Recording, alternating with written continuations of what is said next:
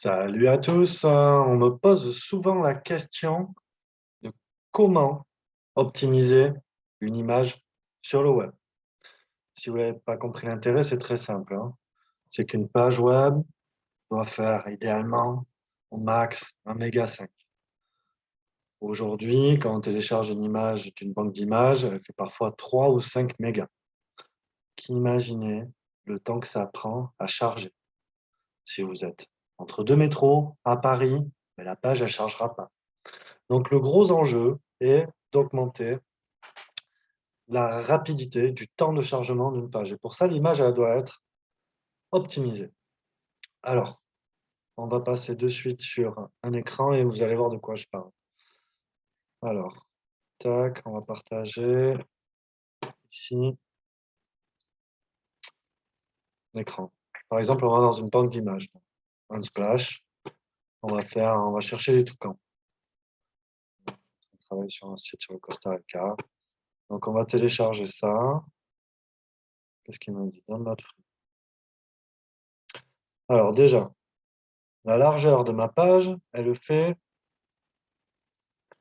1100 en général. Donc, je n'ai pas besoin de 2400.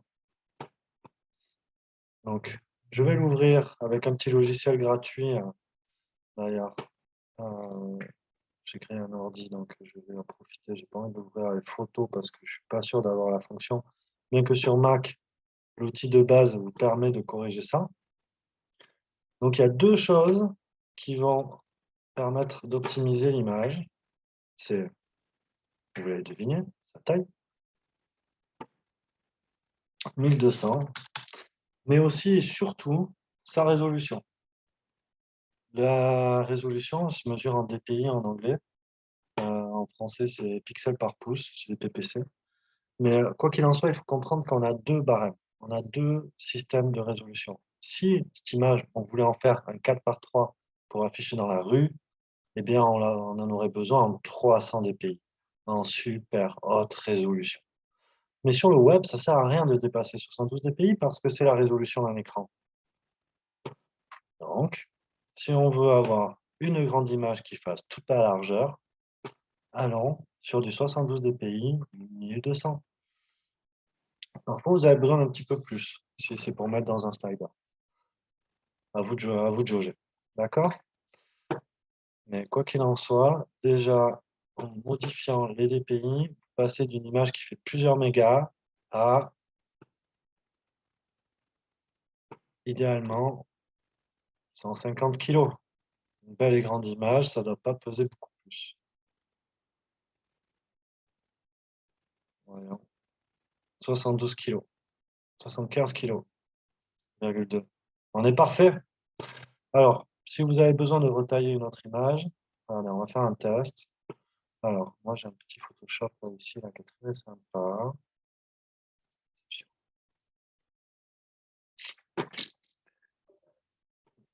Par exemple, dans cette page, j'ai pas besoin que mon image fasse 1200. Moi, j'avais besoin qu'elle fasse 1200 ici. Vous voyez, celle-là, elle est pixelisée parce que je ne l'avais pas en meilleure résolution. Mais celle-là, là. Donc, mes pages doivent être à la taille de comment on les affiche. Si je fais ouvrir l'image dans un nouvel onglet, je n'ai pas la possibilité de zoomer parce que j'affiche la taille. J'intègre la taille dont j'ai besoin. Comprenez? Par exemple, celle-là. Pour connaître sa dimension, je fais un clic droit, inspecter l'élément, et là, je l'ai. Elle fait 480. Hein, c'est cohérent avec une page d'une largeur de 1100. OK? Donc, je la télécharge. Si jamais j'ai besoin d'en avoir une autre d'exactement la même taille, je l'intègre dans Photoshop.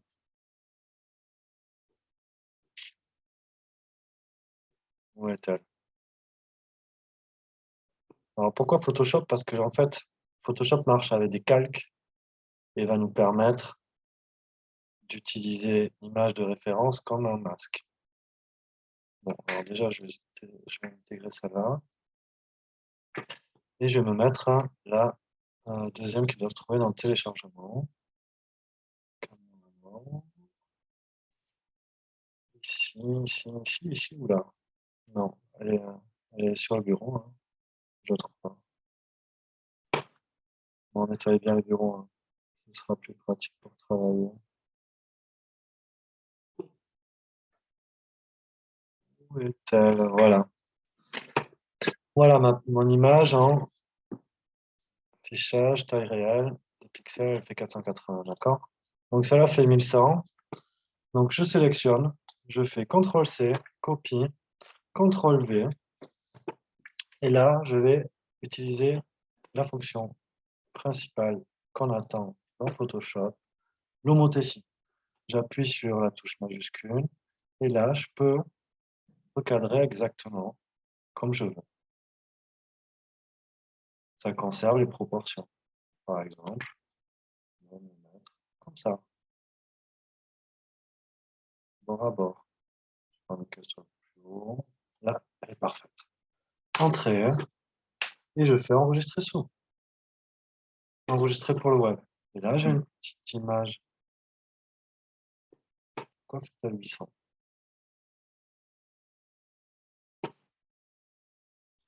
Ah, ah. Donc, si mon image fait 800, c'est qu'effectivement, j'avais quelque chose qui n'allait pas au départ. Ça veut dire que j'avais intégré une image, on va dans un nouvel onglet, plus grande que celle que j'affichais.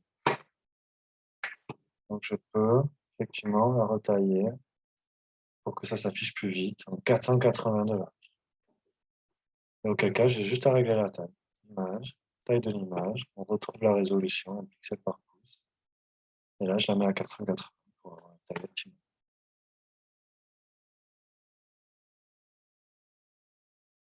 OK, there we go. Enregistré pour le web. Donc, ce que je fais parfois, c'est que je la compresse. Je descends la qualité.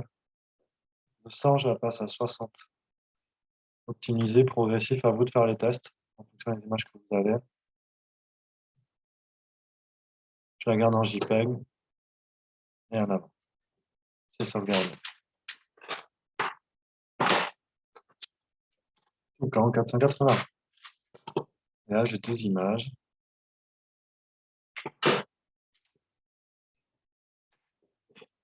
Celle-là, elle pèse combien?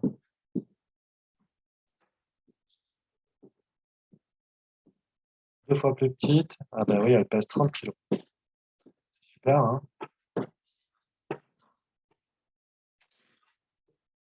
Moi, j'aimais bien utiliser GTmetrix parce que ça me retaillait les images à la taille dont on avait besoin. Donc, on va faire un test, voir s'il y a toujours cette fonction, j'en doute. Ça a évolué l'interface. Tant qu'on y est, allons-y.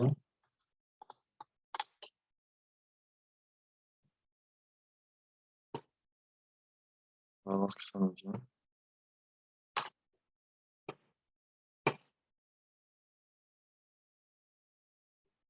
Ce test avant couvert, mais bon, c'est un test, c'est un simple test.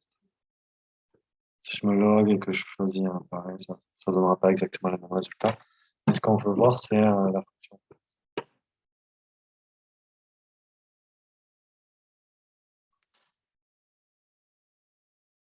Allez, go, go, go. Tu peux le faire.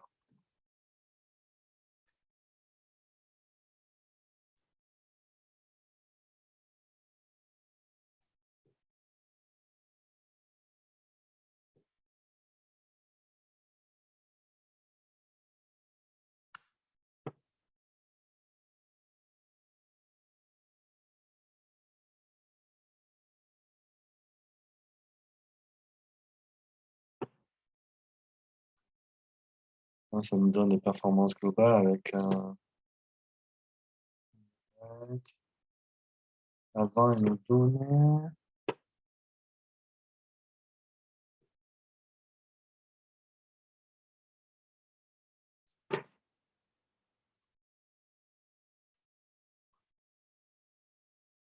et de nous donner des